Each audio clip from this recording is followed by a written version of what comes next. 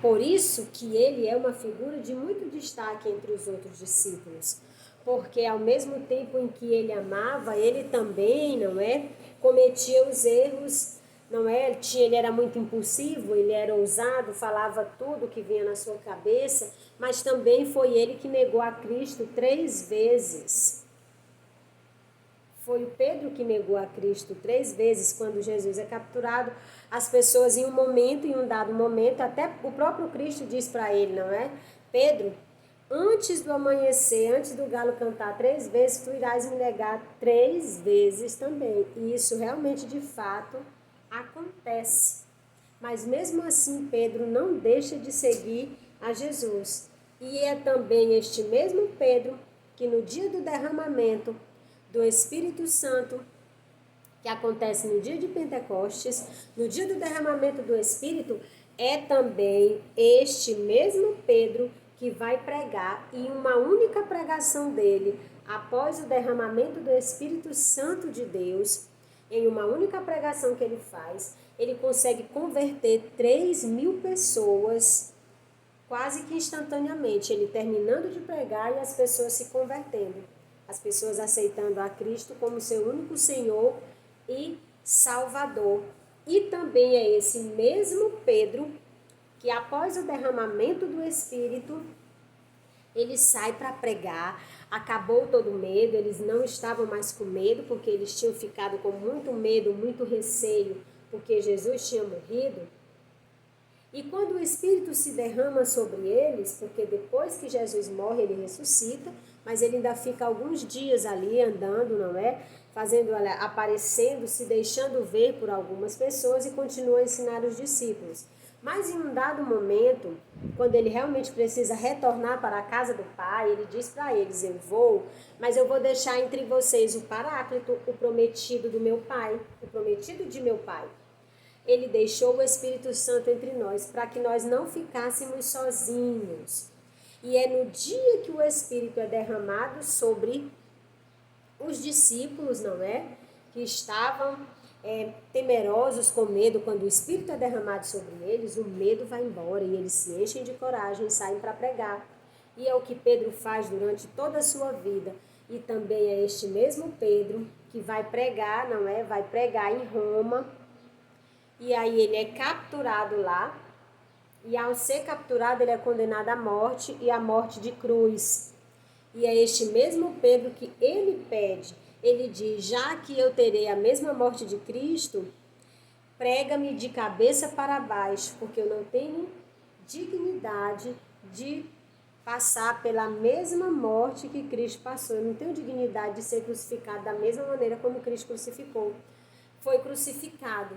Então, já que eu serei crucificado, eu quero ser crucificado de cabeça para baixo. Então, meus amores, é sobre este homem, não é? Intrigante, interessantíssimo que nós estamos falando hoje. Vamos lá, vamos avançar para a página 60. Aqueles pescadores se tornaram grandes amigos de Jesus. Caminhavam com ele por todo lugar aonde iam, ajudando, cuidando das pessoas e aprendendo sobre o reino de Deus, o que ele anunciava. Outras pessoas foram se juntando ao grupo. Então, certo dia, seus amigos e seguidores lhe pediram: por favor, nos ensine a fazer uma oração. Olha só qual é a oração que Jesus vai ensinar. Dou-lhe uma, duas e 3. Qual é a oração que Jesus vai ensinar? Vejam que os discípulos, não é? Pedem a ele: Senhor, nos ensine a orar, nos ensine a rezar, nos ensine a fazer uma oração. E Jesus ensinou. Quando quiserem falar com Deus, procurem um lugar isolado, como o quarto de vocês, e falem em segredo ao seu Pai que está no céu. Não precisam ficar repetindo o que já disseram, nem fazer orações longas e complicadas. Deus, o seu Pai, que conhece todos os segredos do seu coração, já sabe do que vocês precisam. antes mesmo que peçam a Ele. Orem assim, olha só como Ele vai nos ensinar. Por isso que essa oração, ela é tão importante, porque essa oração foi o próprio Cristo que nos ensinou. Pai nosso que habita o céu e que é totalmente santo, que o teu reino venha a nós. Seja feita a tua vontade aqui na terra, da mesma forma como ela é feita no céu. Dê-nos hoje o alimento de que necessitamos para viver e perdoe quando falhamos, da mesma maneira que perdoamos aqueles que falharam conosco. Não deixe que a tentação nos faça cair e nos livre de todo o mal, porque o reino é teu, o poder é teu e a glória também é tua. Amém. Vocês viram, meus amores, que oração é esta? É a oração do Pai Nosso. Mas vocês podem dizer, nossa, professora, como ela é diferente da oração que nós costumamos fazer. É porque depende muito, meus amores, da tradução que ocorreu com a palavra de Deus. Traduziram a palavra de Deus em várias línguas. Então, dependendo da tradução, vai haver sim algumas diferenças. Mas eu já vou até explicar para vocês que daqui a mais ou menos umas 2 semanas, nós iremos falar sobre isso.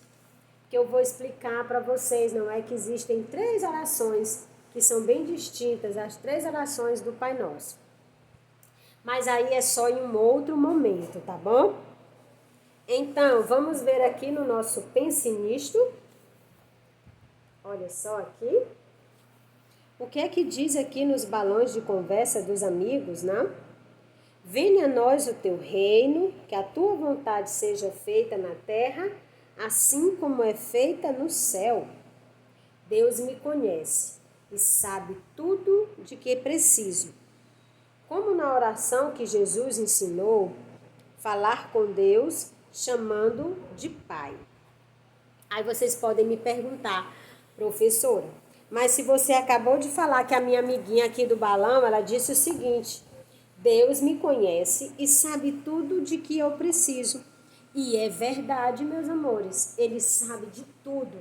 Deus, na sua infinita sabedoria, Ele sabe de tudo o que a Jusileide precisa. Ele sabe desde o dia que eu nasci até o último suspiro da minha vida. Jesus sabe e Deus sabe o que eu preciso. Ele sabe do que eu preciso. Ele conhece todas as minhas necessidades. Agora, por que quando eu entro em oração, eu peço a Deus as coisas que Ele já sabe que eu preciso? Então, eu não preciso fazer oração. Se Deus já me conhece, se Jesus já sabe do que eu preciso, então eu não preciso orar. Aí é que vocês se enganam. Aí é onde nós nos enganamos. Sabe por quê? Porque quando eu chego nas minhas orações, quando eu chego para Jesus e rasgo meu coração, quando nas minhas orações diante de Deus, não é? Eu me rasgo por inteiro. Quando eu digo me rasgar, é me abrir por inteiro, me deixar que Deus realmente veja como eu sou. E quando eu reconheço, não é? Que preciso de Jesus, que preciso de Deus, eu estou me tornando mais humilde, meus amores. Quando eu digo assim para o Senhor, Senhor, eu preciso que tu me dês, que tu aumente a minha fé, porque minha fé é muito pequenininha, menor que um grão de mostarda. Quando eu digo isso para Ele, eu estou admitindo para mim mesmo que a minha fé é muito pouca e que eu preciso melhorar. Eu preciso ampliar essa minha fé, eu preciso ter mais fé. Quando eu reconheço isso, eu me torno uma pessoa melhor, porque eu sei que não é?